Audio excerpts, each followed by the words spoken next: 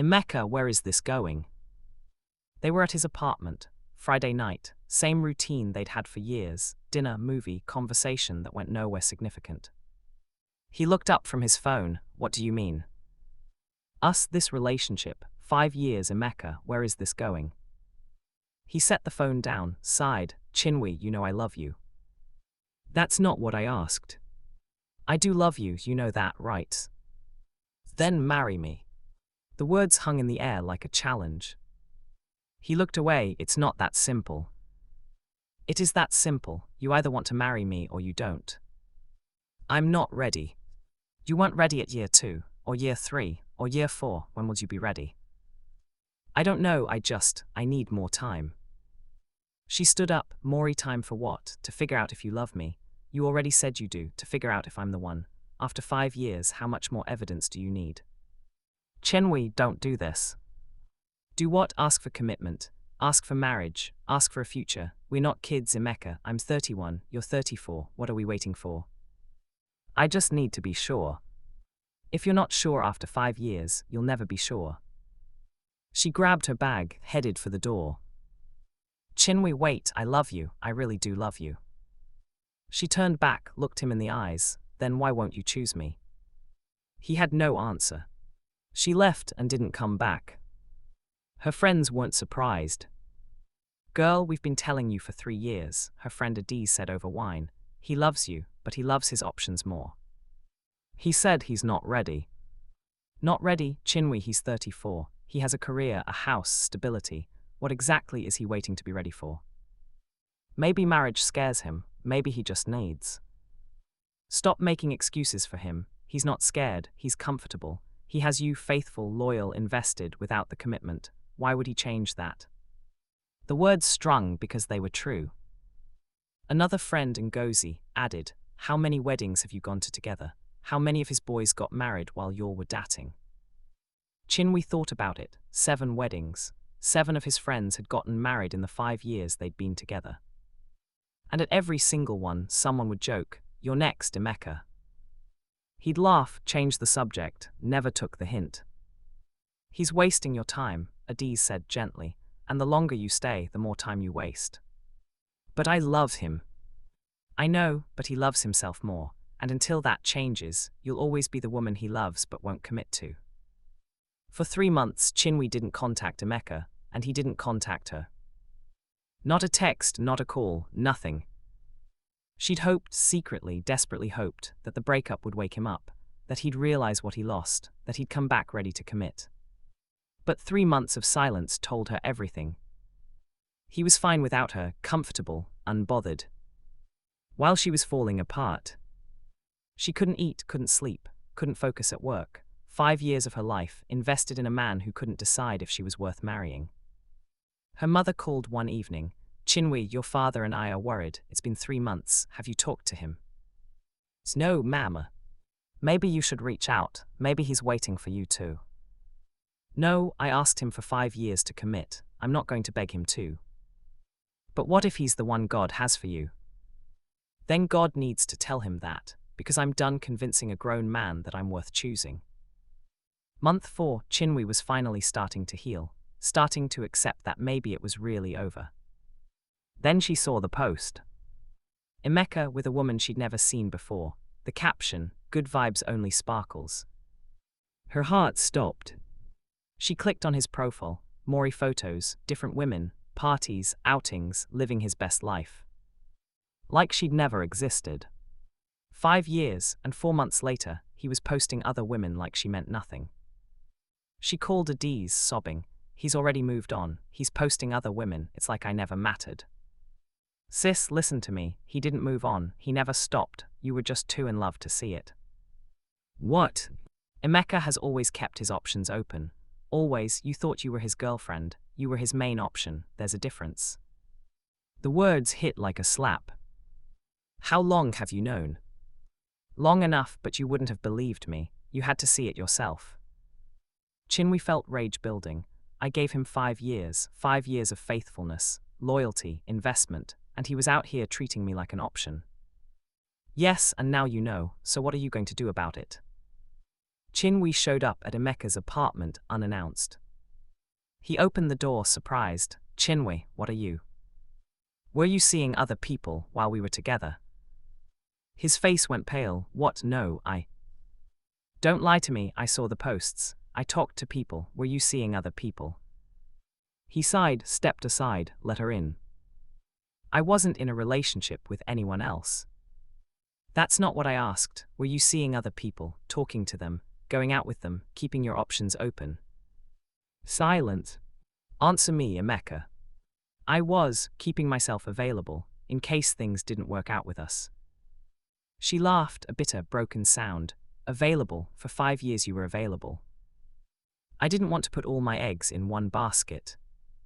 I was your basket, for 5 years. I turned down other men, I invested in you, I planned my future around you, and you were keeping yourself available.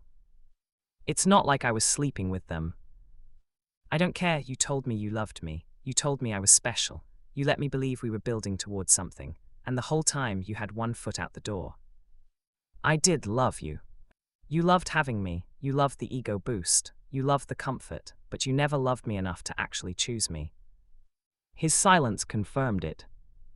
Why, her voice broke, why string me along for 5 years if you were never going to commit? I thought maybe eventually I'd be ready. You were never going to be ready, because you're not looking for ready, you're looking for perfect, and she doesn't exist. She headed for the door. Chinwe, wait. No, I waited for 5 years, I'm done. 2 months after the confrontation, Chinwe attended a prophetic service. Prophet Ifoma called her out, you, the woman in the purple blouse, stand. Chinwe stood, trembling. God says you've been mourning a relationship he killed on purpose. The church went silent. God says that man loved you, he really did, but he loved his options more. He loved the idea of you more than he loved the reality of commitment, and if you had married him, you would have spent your life competing with every woman who caught his eye. Chinwe felt tears streaming. God says, I didn't let him commit because commitment wouldn't have changed him. He would have married you while still keeping himself available. And you would have been a married woman living like a girlfriend, always wondering, always competing, never secure. God says, I loved you too much to give you what you begged for, because what you wanted would have destroyed you. God says, the right man won't need 5 years, he won't need options. He'll see you and know, this is mine, and he'll commit before you have to ask. Chinwe collapsed into her seat, sobbing. The prophet wasn't done. God says, your wasted years weren't wasted. They were training you to recognize the difference between a man who loves you and a man who chooses you, and they're not always the same. 1 year after the breakup, Emeka texted.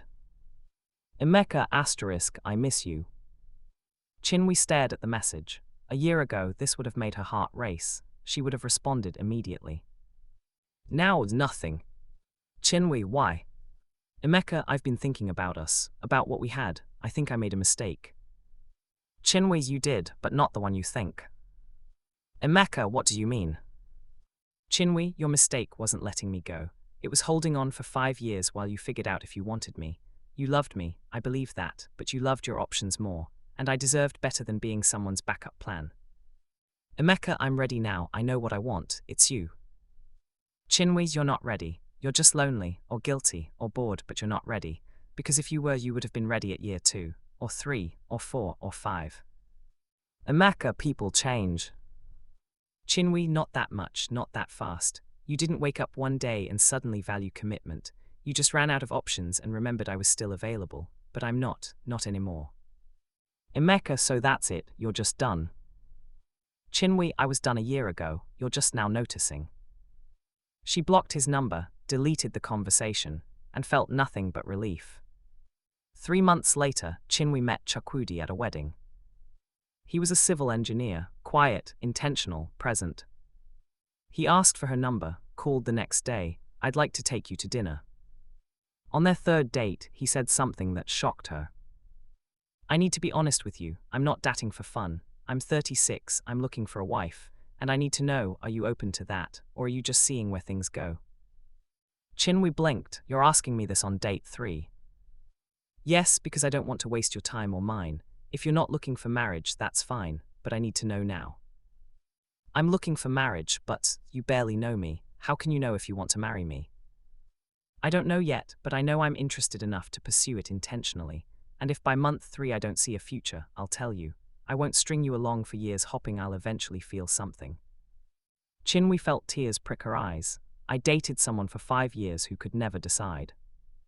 Then he wasted your time, and I won't. If I choose you, you'll know. If I don't, you'll know that too, but you won't spend years wondering. By month 4, Chukwudi said, I'm falling in love with you, and I can see a future here. I'm not proposing today, but I want you to know I'm choosing you, intentionally. By month 7, he proposed. Not because she pressured him, not because he ran out of options. Because he was sure. On her wedding day, Chinwe posted a photo with a caption that broke the internet. I spent 5 years with a man who loved me but wouldn't commit. He said he needed more time, more certainty, more something. I met my husband 11 months ago. He proposed at month 7. Not because I'm more valuable now, but because the right man doesn't need years to decide. He needs clarity, and when he has it, he moves.